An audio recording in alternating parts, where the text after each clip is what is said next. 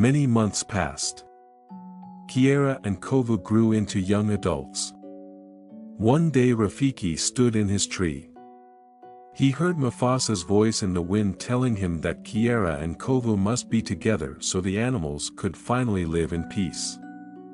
Back at Pride Rock, Timon and Pumbaa were crying tears of joy over Kiara's first hunt on her own. "Daddy," Kiara began, "promise me that you'll let me do this on my own." Simba agreed reluctantly. After a while, Simba worried that Kiara might be in danger. Breaking his promise, he turned to Timon and Pumbaa and asked them to follow her.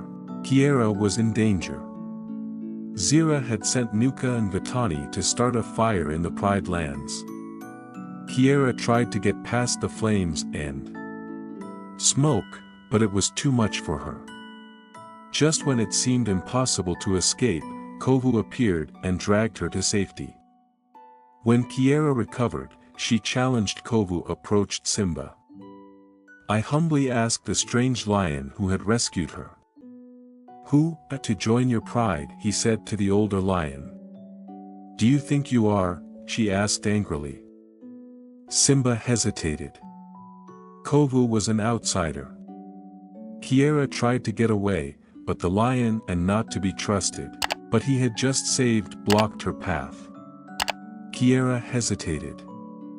There Kiara's life.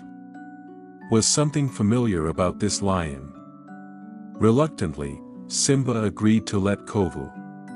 "Kovu," she said softly. A moment later Simba and Nala arrived with Rafiki. "Return with them." Kovu spent the night outside Simba's cave. Near Pride Rock, Nuka and Zira sat watching Kovu.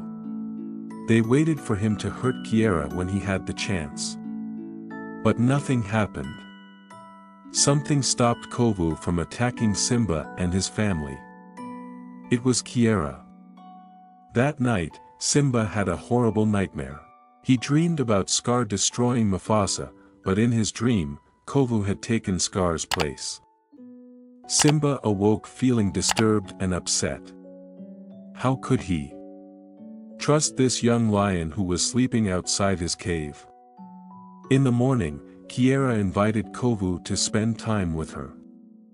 They ran into Timon and Pumbaa, who were looking for bugs, but had found only birds. Kiara and Kovu raced down the hill laughing. Suddenly the friends ran right into a herd of rhinos. Quickly they turned around and ran off in the opposite direction away from the stampeding herd. Finally the friends found shelter in a small cave. "You're okay, kid," Timon told Kovu. Kovu smiled at Kiara.